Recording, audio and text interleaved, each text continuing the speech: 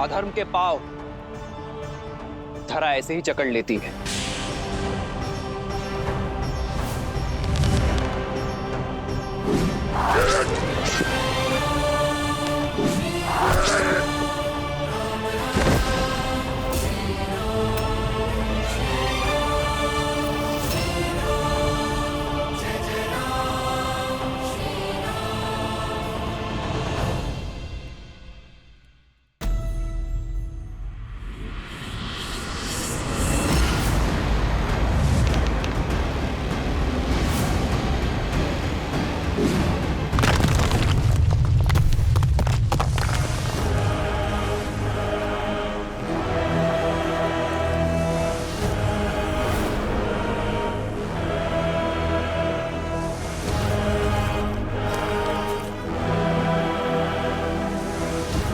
परमपति के नाशक, अब तेरा नाश मेरे हाथों होगा।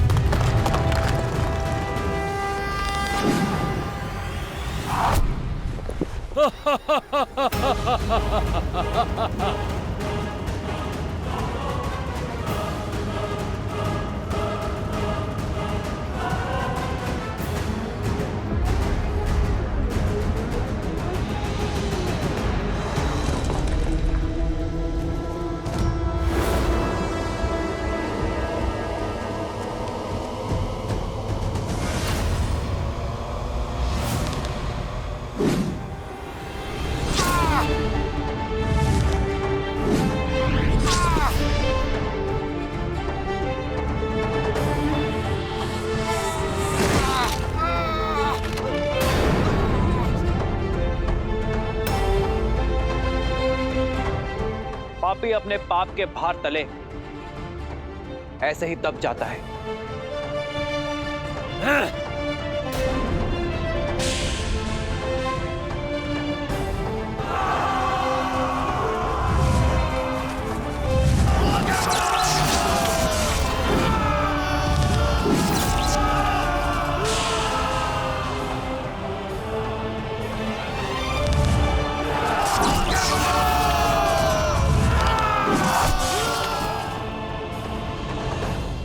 ऋषिरा, अब बल का नहीं बुद्धि का प्रयोग करो। अपनी शक्तियां लगाकर पता करो कि इस राम ने उस सीता को कहां छुपा के रखा है।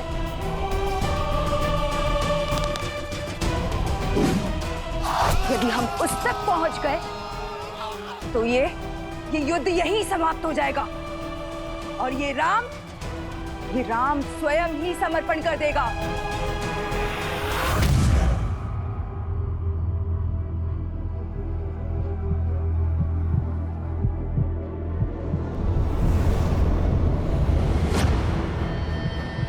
हे माता, आर्या की रक्षा करना।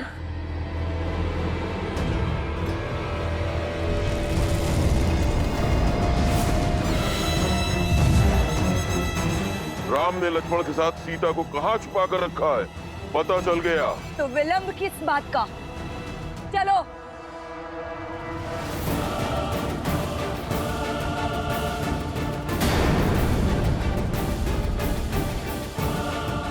ये तो गुफा की ओर जा रहे हैं। इन्हें सीता तक पहुंचने से रोकना होगा।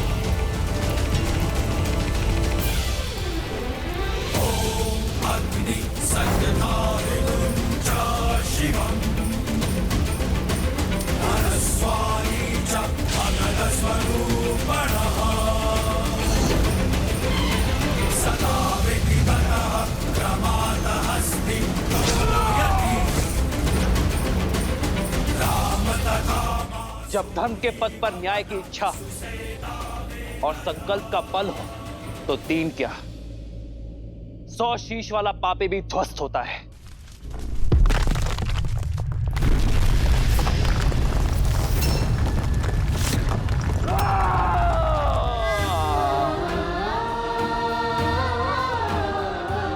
लक्ष्मण भैया, बाहर इतना कोलाहल हो रहा है, सब ठीक तो है ना? भाभी माँ, वहां राम भैया है जिनके समक्ष स्वयं काल तक टिक नहीं सकता, तो अब थोड़ा कोलाहल तो होगा ही ना। आप निश्चिंत रहिए।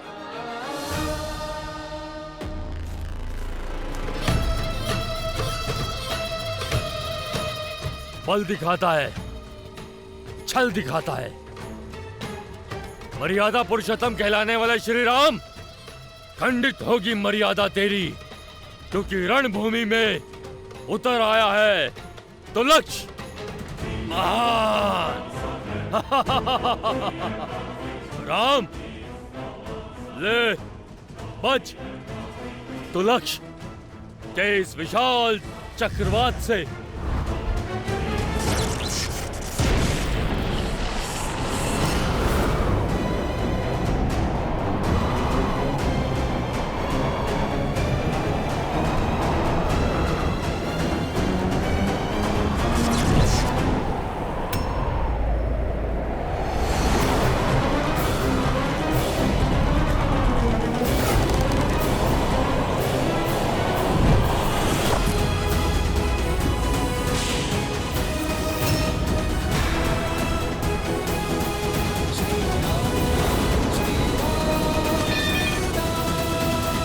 कब तक बचोगे वनवासी?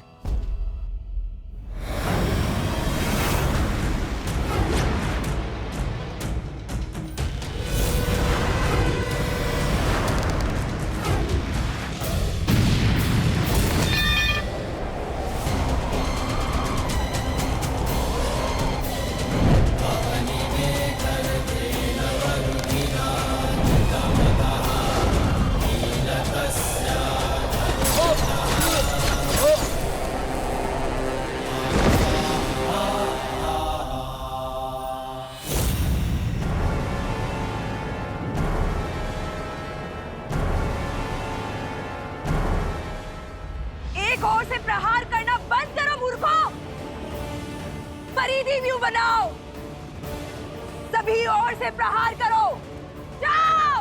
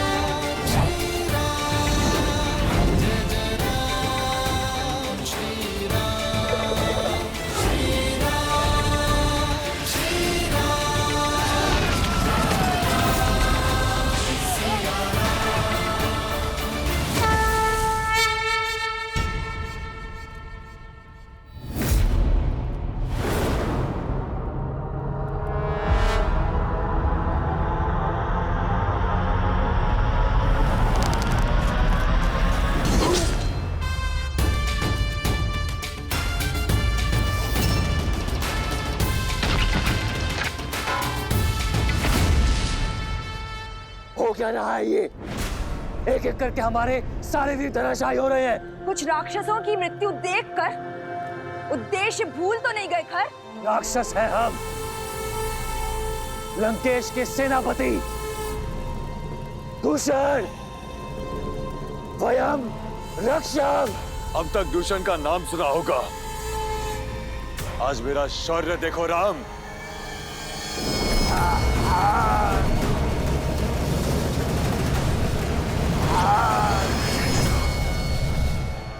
चाहे जितना प्रयास कर लो राम, मेरी मायावी अग्नि तुम्हें भस्म कर ही देगी। प्रतिशोध की अग्नि विश्वासघाती होती है दूषण, अंततः स्वयं को ही जलाती है। ओम वायवे नमः।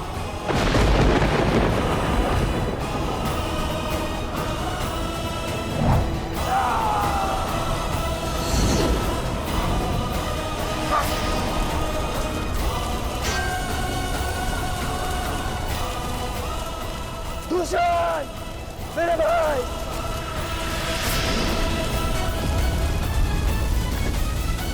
राम!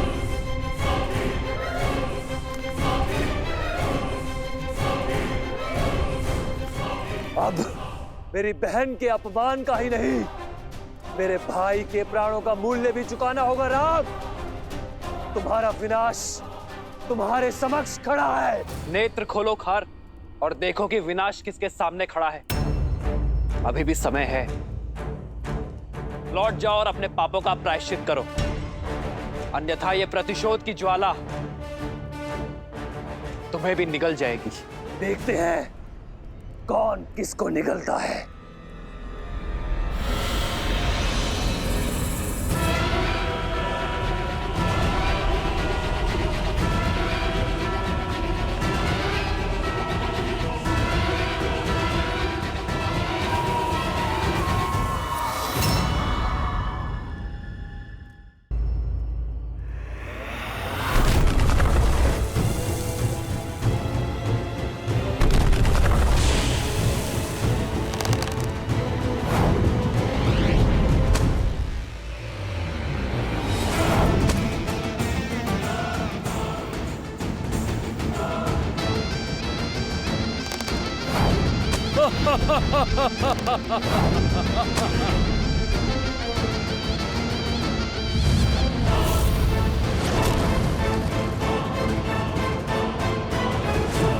सर्वप्रथम इसकी माया का अंत करना होगा।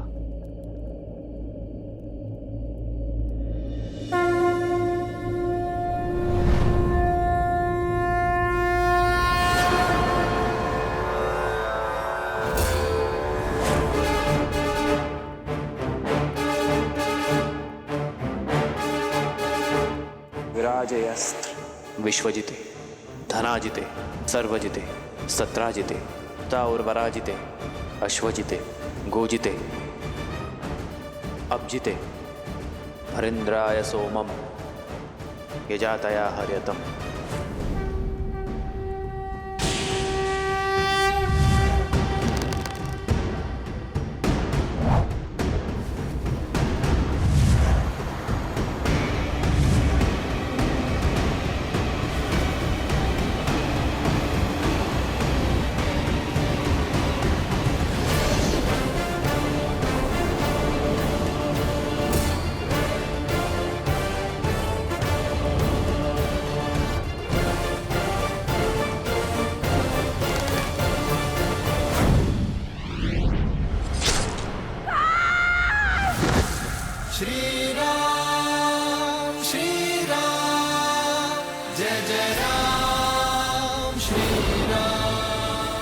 अभी ये युद्ध समाप्त नहीं हुआ है राम। मैं शांत नहीं बैठूंगी, प्रतिशोध लूंगी, प्रतिशोध लूंगी। लंकेश की बहन हूं मैं।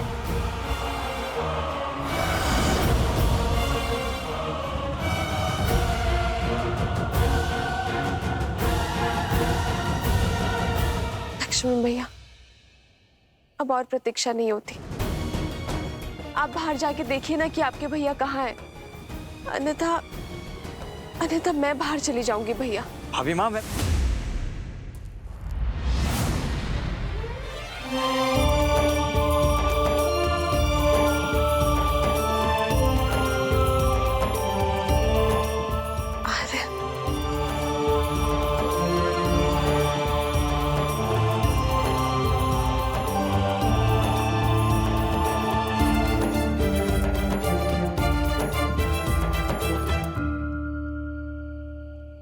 मैंने कहा था ना सीता, मुझे कुछ नहीं होगा, मैं अपना ध्यान रखूंगा।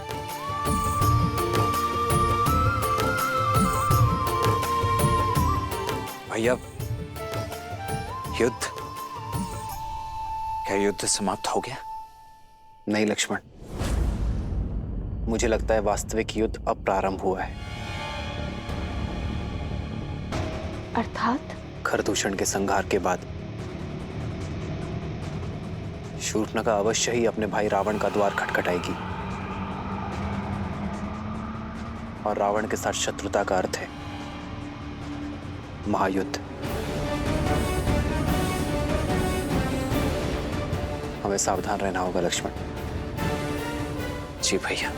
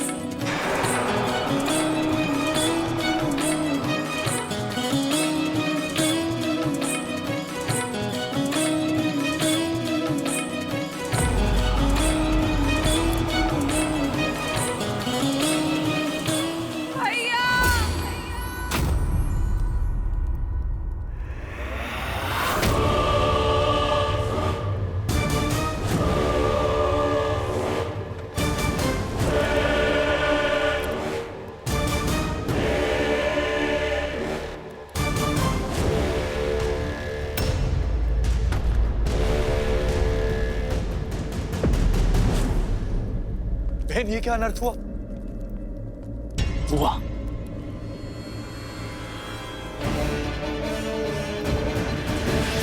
ये क्या अनर्थ हुआ?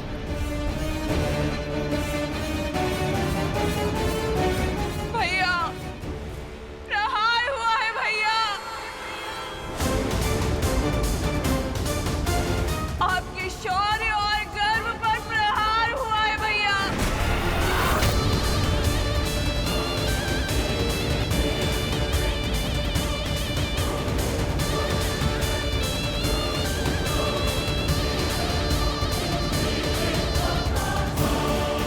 जिस बहन ने आपके लिए अपने पति को खो देने का शौक तक नहीं बनाया, देखिए उसे कैसा शौक मिला है भैया।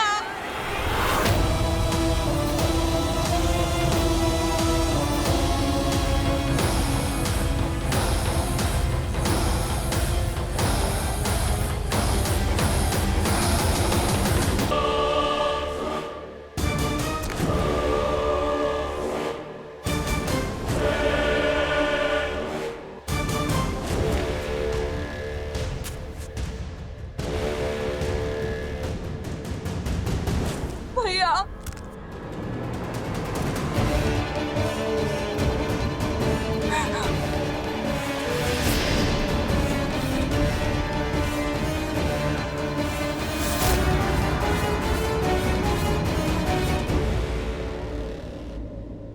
आंसू नहीं, उत्तर चाहिए मुझे, उत्तर चाहिए मुझे। वो नाम चाहिए, वो नाम चाहिए जिसने लंकेश की बहन के सम्मान और लंका के स्वाभिमान पर प्रहार करने का दुस्साहस किया है।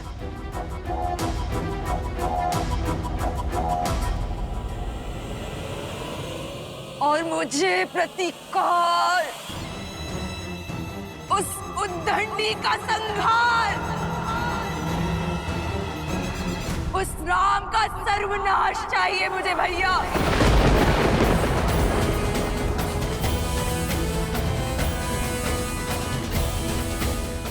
क्या दोष था मेरा, एक माँ का, जो अपने पुत्र की खोज में भटक रही थी? क्या दोष था मेरे शंभू का, मेरे पुत्र का, जो बिना किसी भूल के मृत्यु दंड का भागी हो गया भैया?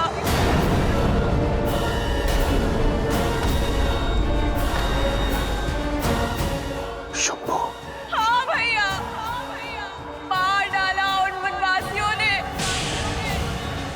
आपके लंकेश के भांजे को।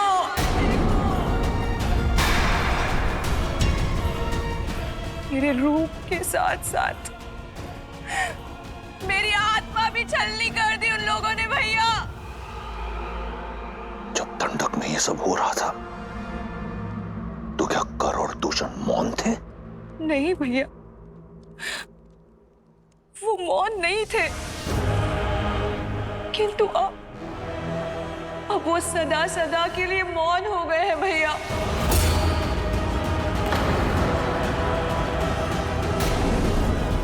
जब खर और दूषण भैया इस पाप का कारण जानने उनके पास गए तो उन दुष्ट वनवासियों ने उनके साथ साथ हमारे 14,000 असुर संबंधियों का भी संहार कर दिया भैया। राम और लक्ष्मण ने राक्षसों के विरुद्ध युद्ध का शंखनाद कर दिया भैया। और वो सीता मेरा आपकी बहन का अपमान देखकर प्रसन्न हो रही थी भैया। मुझे प्रतिकार चाहिए भैया, प्रतिकार चाहिए भैया।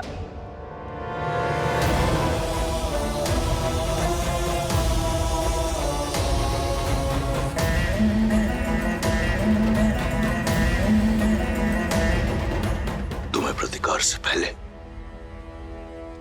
उपचार की आवश्यकता है शूर्पणखा। इससे पहले कि तुम्हारे मन के घाव भरे, आवश्यक है कि तुम्हारे शरीर के घाव भरे। हमारे राजवैद्य सुसैन अपनी चिकित्सा से तुम्हारे रूप को पुनः लौटा देंगे।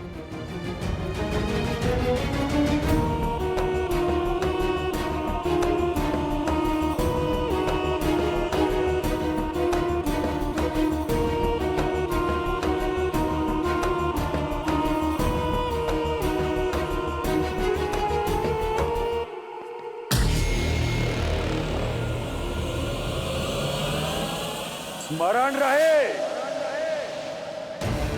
जो इस कक्ष में बीता है उस पर कोई संवाद, कोई चर्चा नहीं होगी। मेरे बहन के इस अपमान की चर्चा अगर इस कक्ष के बाहर निकली तो उस वनवासी से पहले मैं तुम सबके प्राण हर लूंगा।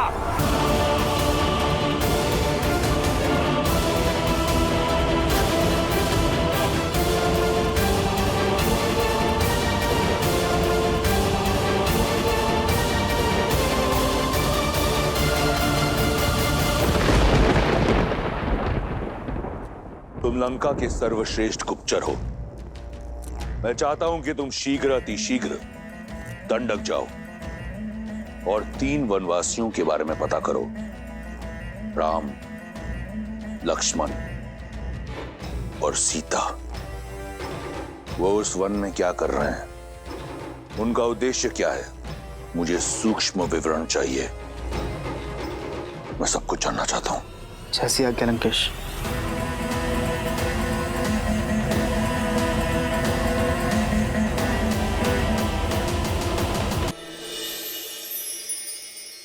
आओ सीते।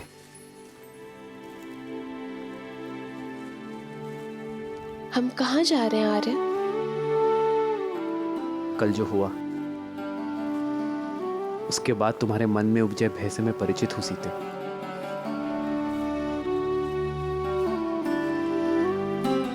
तुम्हारी प्रसन्नता कहीं लुप्त हो गई है, बस उसे ही ढूंढने जा रहे हैं।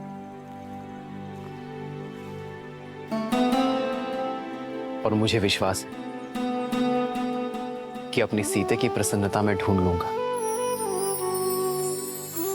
आओ।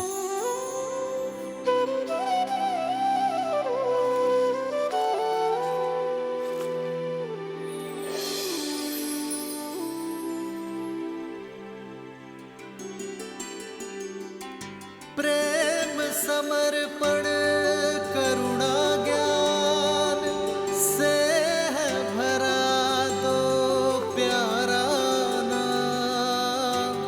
जय सिया राम, जय जय सिया राम।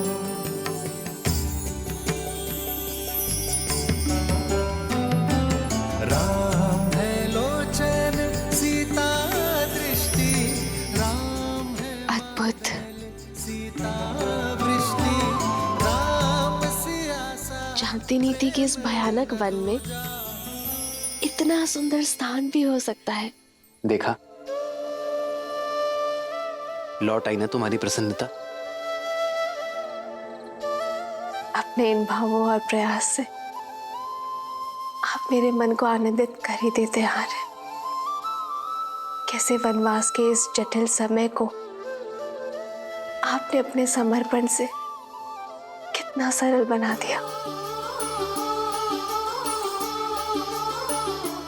तुम भी तो मेरा हर पल सुंदर बना देती हो सीते। अपने प्रेम से ही तो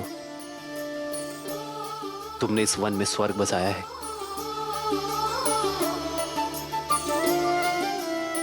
मेरा ये कर्तव्य है कि कभी कभी इस ऋण को चुकाने का प्रयास करो।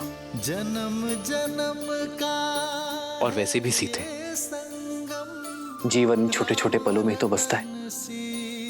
हर क्षण भविष्य की चिंता करने से श्रेष्ठ तो यही है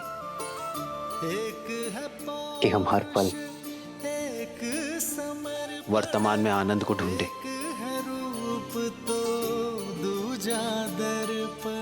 ठीक कहा आपने आर्य। मैं इस आज को, इस क्षण को, इस प्रेम को सजो लेना चाहती हूँ जीवन भर के लिए।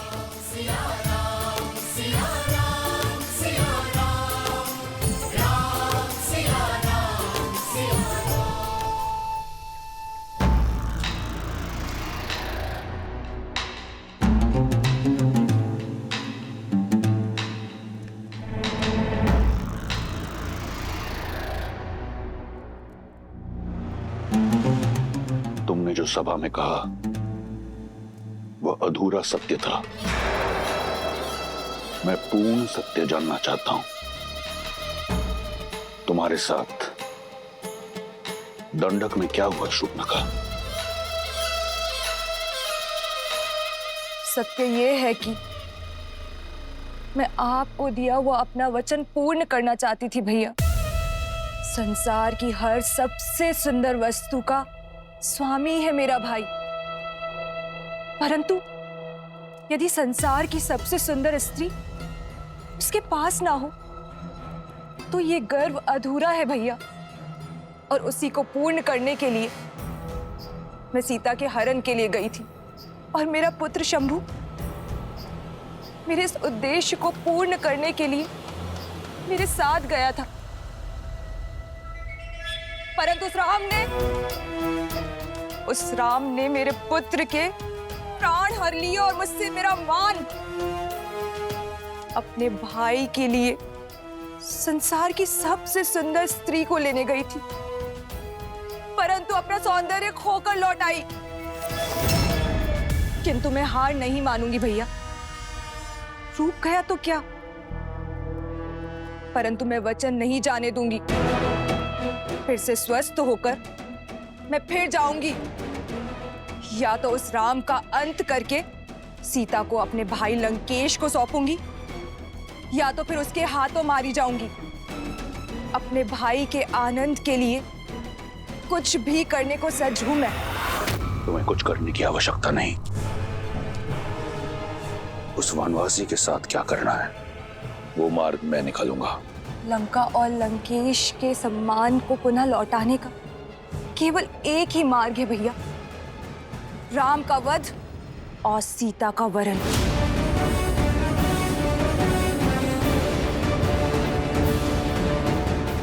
अपने बलिदानों के बदले केवल और केवल अपने भाई की प्रसन्नता चाहती है ये बहन।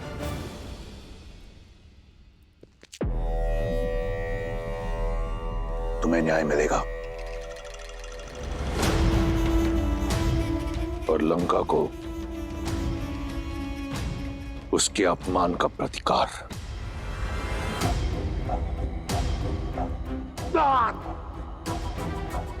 जो तुम्हारा नहीं है उसे पाने की लालसा छोड़कर जो है उसी में संतुष्ट रहना सीखो।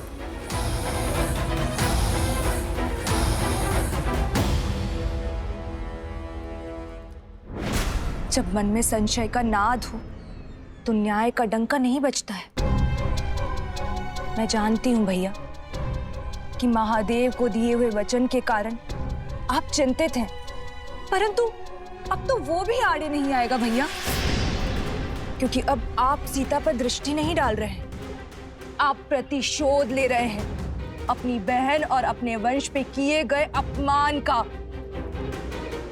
आपके पास उत्तर देने के लिए है महादेव को कि आपकी बहन पर जो अत्याचार हुआ है उसका दंड दे रहे हैं आप राम को, उसके प्राण लेके। एक अबला विधवा का उद्धार करने के लिए उससे विवाह किया। सीता लंका के स्वर्ण महलों में रहने के योग्य है, ना कि वन में दर दर भटकने के। सीता उस राम के योग्य नहीं जिसके तन पर ना तो वस्त्र है और ना पैरों में पादुकाएं। भैया, आप एक स्त्री को उसका अधिकार दे रहे हैं। एक स्त्री होने के नाते मुझे पूर्ण विश्वास है कि इस उपकार के बदले सीता सदा आपकी ऋणी रहेगी। हमें शीघ्र उत्तर देना चाहिए पिताश्री।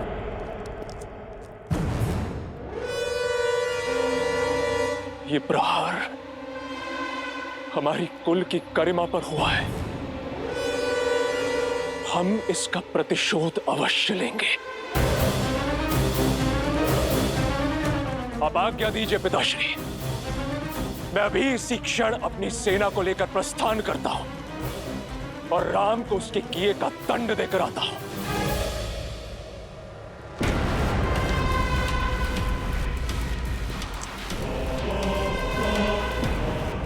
मुझे तुम्हारे शौर्य पर गर्व है। भैया, इस विषय पर हमें शांति से विचार करना चाहिए। राम साधारण मनुष्य नहीं लगते। ताड़का, महाकपाल, राज जैसे असुरों का अंत किया है उन्होंने। उन्हें हराना सरल नहीं होगा भैया।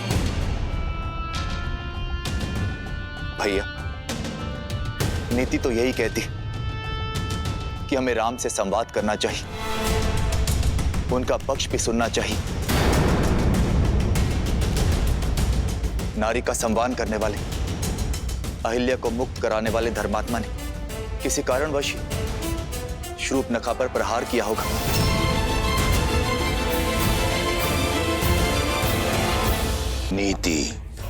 नीति ये नहीं कहती कि तुम उस राम को धर्मात्मा कहो। मूर्ख।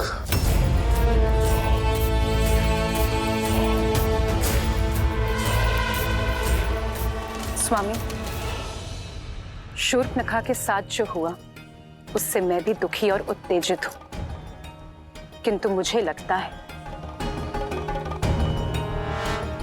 कि सत्य उससे अधिक बड़ा है जितना शूर्पणखा ने बताया।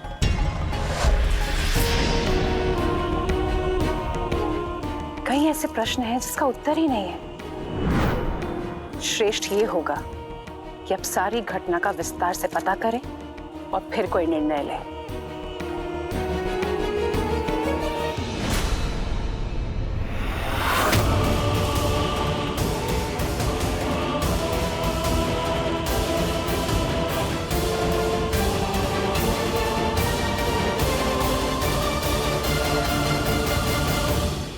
दो 210, 211, 212।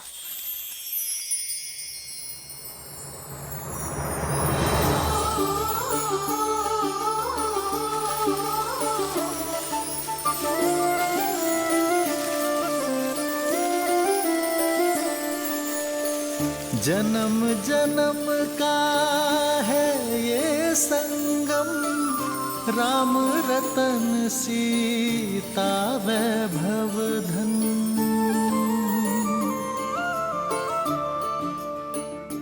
213, 214, 215, 216, 217।